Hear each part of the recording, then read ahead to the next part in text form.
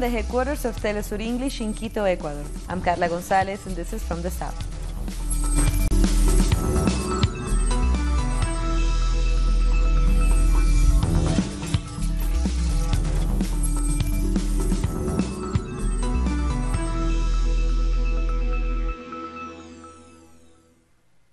The murder of a pregnant woman in the Ecuadorian city of Ibarra has shocked the country. The man first took the woman hostage and then stabbed her in front of dozens of people. This happened on Saturday night. Police officers at the scene did not intervene to stop the criminal, and the governor and police chief were fired after the incident. The attacker is believed to have been the woman's boyfriend. This is the second crime against women in less than 2 weeks after a brutal rape in the capital city of Quito last Sunday. Following recent attacks on women in Ecuador, hundreds of people gathered in Quito to protest against gender violence. Holding banners and chanting, "We want us alive," they condemned violence against women. They demand equal rights and fair sentences for perpetrators of femicide.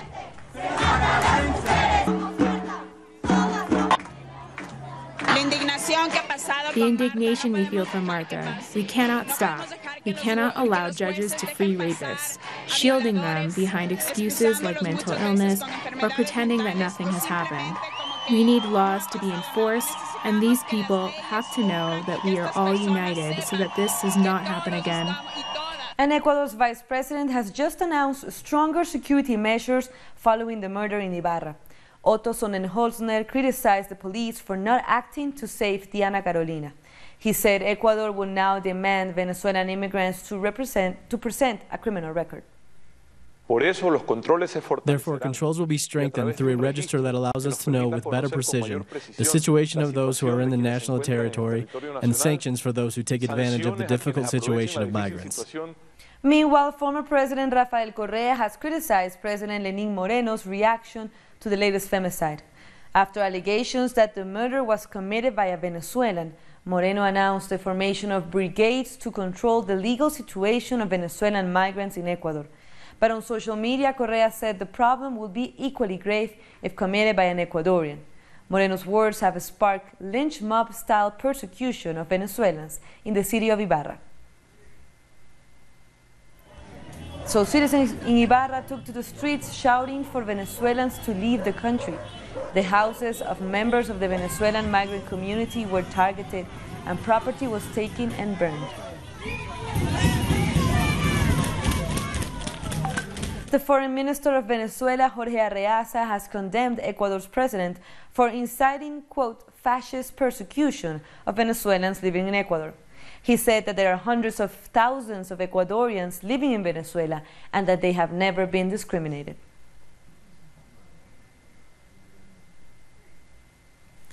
And despite the scenes of horror in Ibarra, anti-gender violence protests are set to continue in the Ecuadorian capital.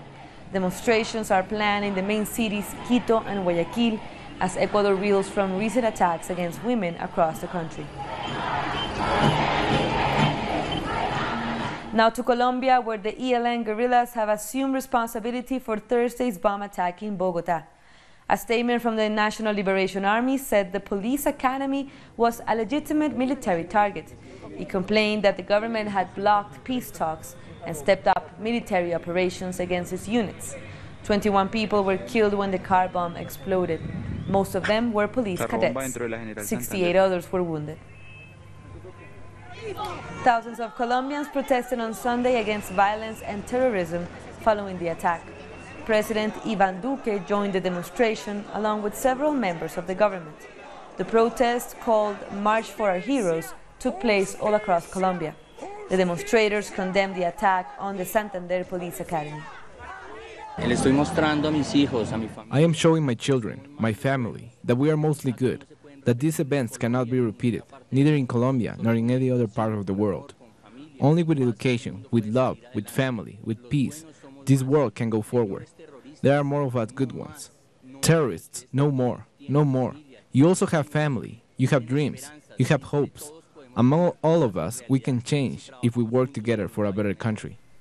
The death toll from Mexico's oil pipeline explosion has reached 85, with dozens more severely injured. Smoke is still in the air at the site of the accident in the state of Hidalgo as soldiers guard the area.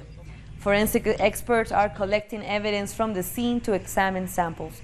The blast occurred on Friday night after suspected oil thieves drilled into the pipeline.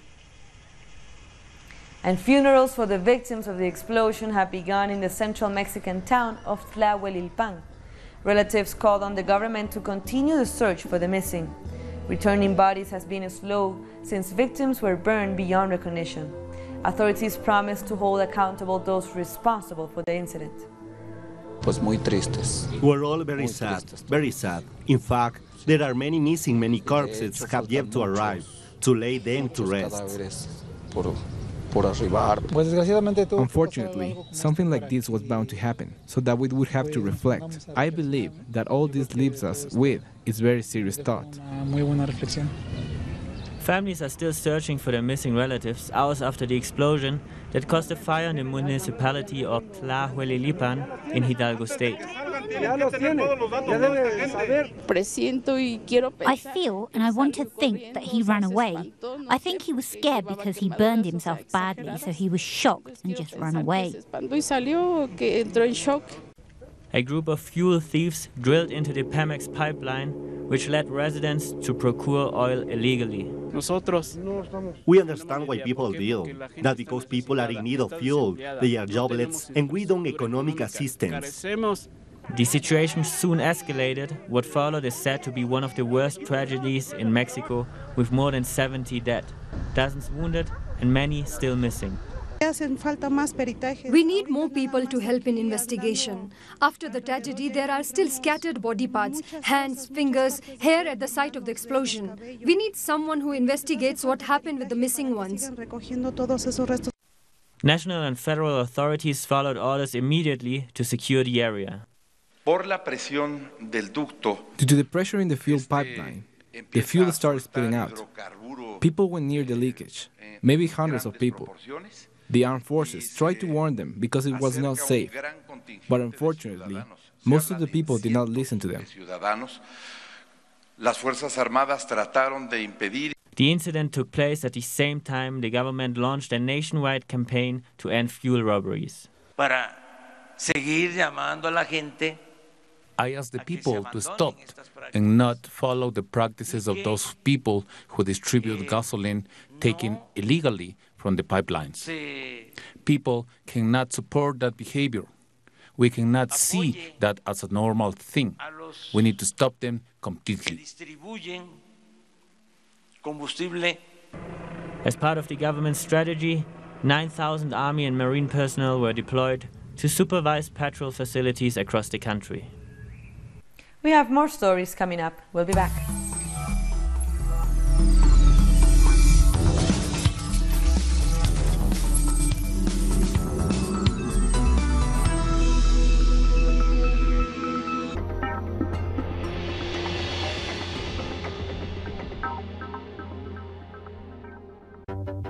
With developing events being presented through analysis, our coverage transcends borders.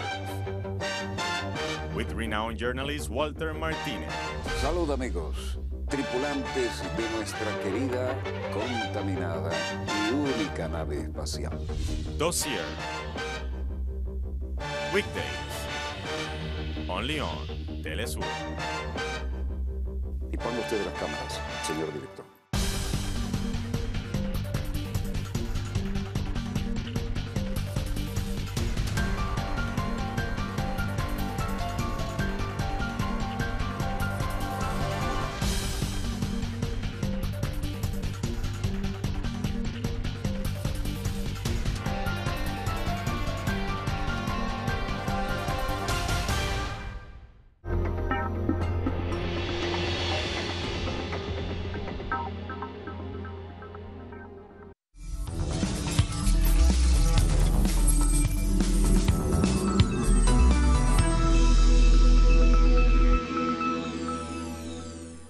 Welcome back. Supporters of Felix Tshisekedi in the Democratic Republic of Congo celebrated his election as president on the streets of Kinshasa on Sunday. Congo's top court on Sunday confirmed the victory of the opposition leader. This drew a rebuke from the second-place candidate Martin Fayulu, who declared himself winner and called for demonstrations. It's the opposition who won. It's the opposition who won the election. So why is Mr. Martin Fayulu getting angry? Who is going to demonstrate today? Look, the country is calm. People are demonstrating joy. Martin Fayulu is calling on people to demonstrate, but demonstrate for what? And to claim for what? Our correspondent in the DRC, Oscar Epelde, has more. The Constitutional Court has overruled the appeal of opposition candidate Martin Fayulu, who alleged fraud in December's presidential elections.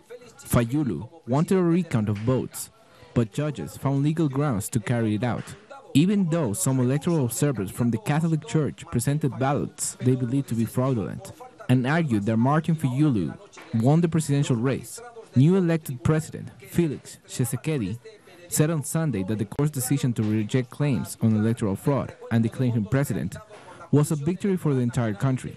He also slammed foreign interference during the electoral process, saying it's part of an imperialistic attack.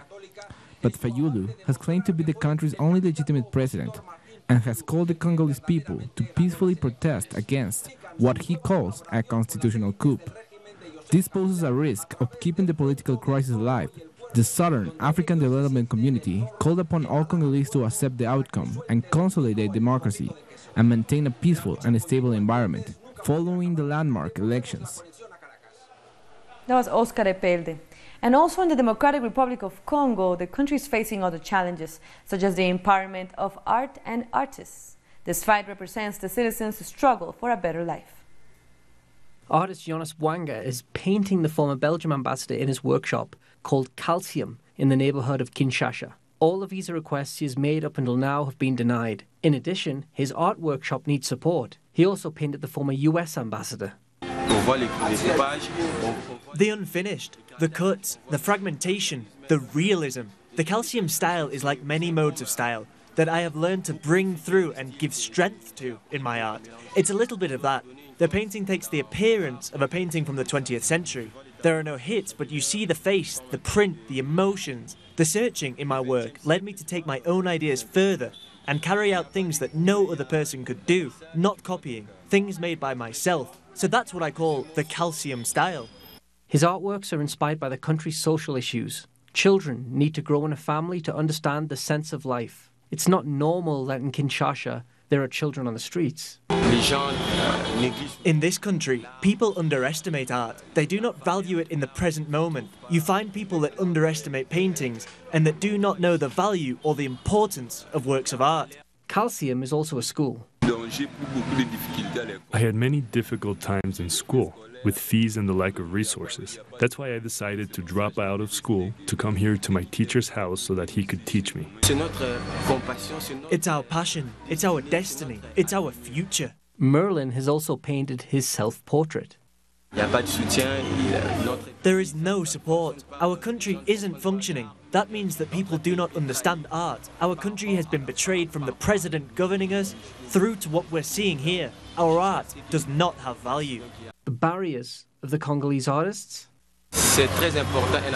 It's very important for an artist to travel, to see how art evolves, to cultivate intelligence and knowledge, and to improve their talents. But here, limitations are seen in the conditions in which we work. We work in a cave here, and it's not normal that an artist works in these conditions. The political reality is in the crosshair, that of a government that does not invest in them, and that of a structure of international power that does not let them travel, sealing them in an iron cage. Militants have attacked a United Nations military base in Mali. Al-Qaeda claimed responsibility for the attack on the base in Aguelcoc in the north of the country. At least 10 blue helmet soldiers died in the attack and another 25 were injured. UN Secretary General Antonio Guterres condemned the violence and said it could be punished under international law. There has been a conflict in Mali between government forces and armed groups since 2012. It was exacerbated by the coup against President Muammar Gaddafi in Libya. Sudanese police have fired tear gas at people protesting against President Omar al-Bashir while they were trying to march onto parliament. Protesters reject the president's claim that security forces were not behind the killing of anti-government demonstrators last month. Nationwide protests began after a government decision to triple the price of bread. Madagascar's new president has pledged to fight corruption, restore rule of law, and build the economy. During his inauguration ceremony on Saturday, President Andry Rajoelina said he will not tolerate any interference in the judiciary system. He won a second-round vote in December against Marc Ravalomanana after an election in which both sides alleged they were victims of ballot fraud. I will fight against corruption so that there is reliable and neutral justice, so that the Malagasy people have confidence in the system. We will not tolerate interference in judicial cases. Now we head to the Caribbean. Bobby Wine, a Ugandan musician turned politician, is in Jamaica to perform at the annual Rebel Salute Reggae Festival. Wine said that reggae has inspired him to fight injustice in his own country. While on stage, he took the opportunity to praise his fellow countrymen for being beautiful, enterprising people. He added that there are still 40 million people living under oppression, domination, and under dictatorship. Last year, Wine was detained and allegedly tortured during the elections in Uganda. A nationwide power outage hit Panama just 3 days before the arrival of Pope Francis. The Panamanian electric company, FtS, said it was caused by a problem in the electric power transmission. Emergency services in Panama had to rescue people trapped on public transport. Water supplies were also affected. The outage has also impacted several regions of Nicaragua and Costa Rica. Groups of Central American migrants continue to cross the Guatemala-Mexico border. Some Honduran migrants say that if possible, they'll stay in Mexico and find work, especially given the odds of reaching the United States. They continue to receive wristbands upon entry and are lining up to register with Mexican immigration authorities. We are waiting here to get a permit to enter Mexico legally so that we can move about freely, and supposedly they told us that with this permit we will be allowed to find work. It's an extra opportunity. We're not just here to risk our lives, but with the card, with this idea we can stay here in Mexico for a while and work a bit to save some money and keep pushing on to Tijuana. Also in Mexico, an indigenous leader has been killed in the state of Chiapas. People marched to protest the murder of Noé Jiménez Pablo, leader of a campesino regional movement. Jiménez's body was found in a garbage dump along with the body of an unidentified person. Both had signs of torture. A series of bus accidents left at least 35 people dead in Bolivia over the weekend. In one incident, all 30 passengers escaped when a local bus in Santa Cruz was devoured by fire after a rear tire exploded. Further south, 13 people were killed when a bus fell 100 meters down an embankment on the Tarija-Potosí highway. Police said their initial investigation showed there may have been damage to the bus brakes. The crash that claimed the most lives happened Saturday morning when two buses collided on a winding road in the Bolivian Altiplano, killing 22 and injuring 37, according to authorities. I was sleeping. I wasn't aware of anything. I only woke up when the bus was overturned. My foot and my hand were trapped. I don't know anything about my children. I was traveling with them. In Cuba, Havana residents were among many people around the world who were able to see the supermoon. They took to the famous Malecón by the sea to catch a glimpse of the lunar event. Scientists say the next eclipse will be seen on May 26, 2021. A lunar eclipse happens when the Earth gets in between the sun and the moon, creating a shadow that darkens the moon.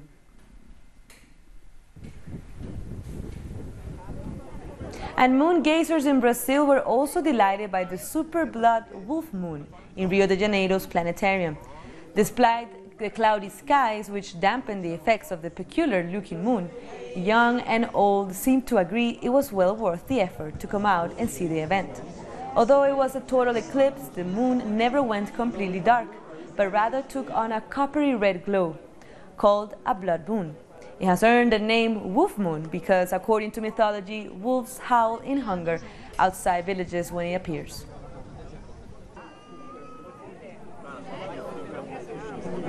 We're taking one last break, but stay with us.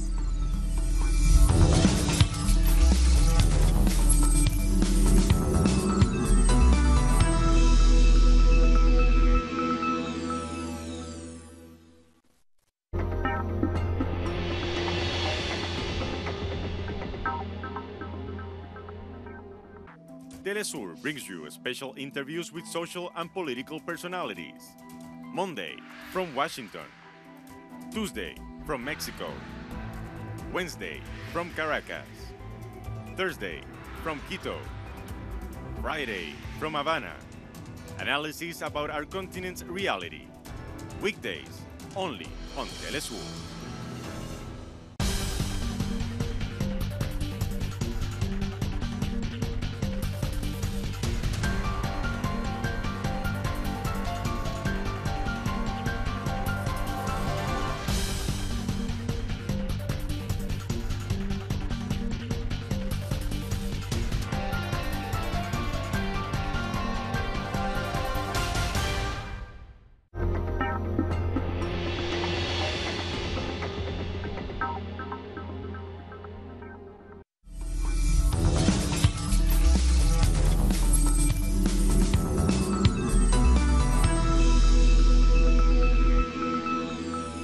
Welcome back. Around 117 migrants are missing in the Mediterranean Sea in two separate incidents this month. Migrants are feared dead after a dinghy sank off Libya and another boat capsized in Morocco, according to non-governmental organization Caminando Fronteras. Following the news, Italy's Interior Minister Matteo Salvini, who closed Italian ports to humanitarian boats, said they will remain closed to deter human traffickers. Now perhaps professors, intellectuals, associations, a cardinal, 6,000 broadcasters will say that we must open the ports, hug migrants and welcome migrants.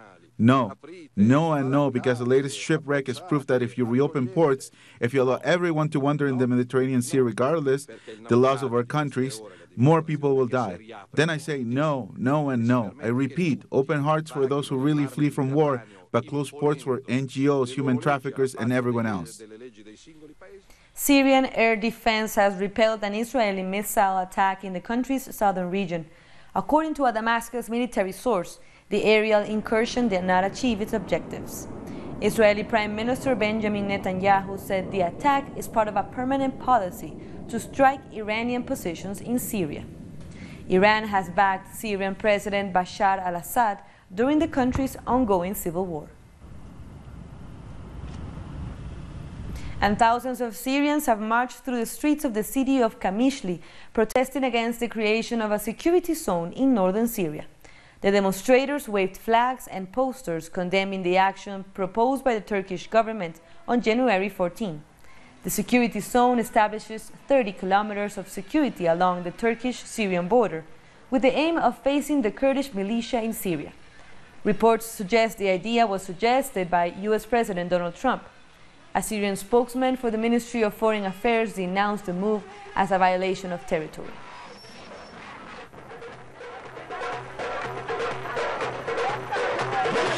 Dozens of Iranian women protested outside the Swiss embassy in Tehran following the arrest of a press TV host in the United States. The embassy represents U.S. interests in the Islamic Republic. Iranian demonstrators condemned the detention of news anchor Marzieh Hashemi in Washington, D.C. The journalist was arrested by the FBI at the St. Louis International Airport in Missouri on January 13, while on a family visit, and was jailed without charge. Protesters demanded her immediate release.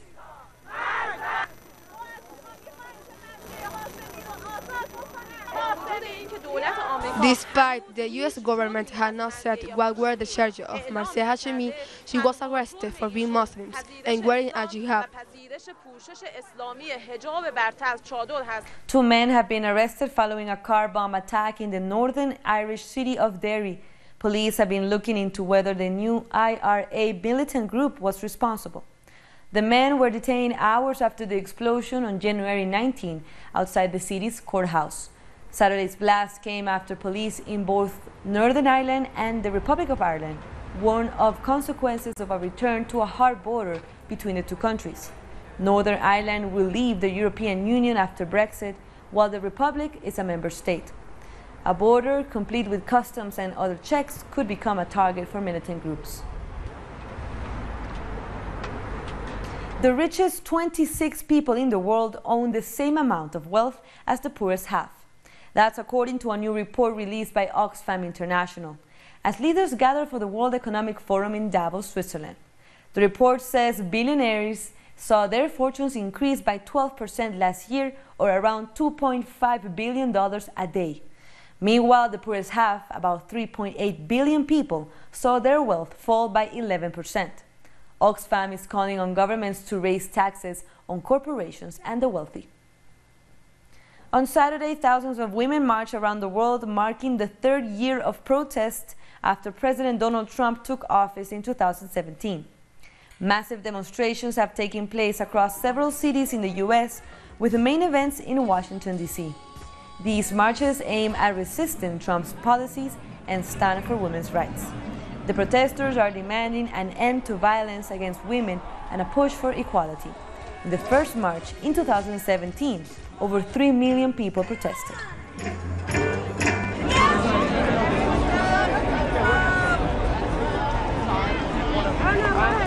I can only speak for what this movement has done for me, and personally, on my sash says, "Listen to women of color."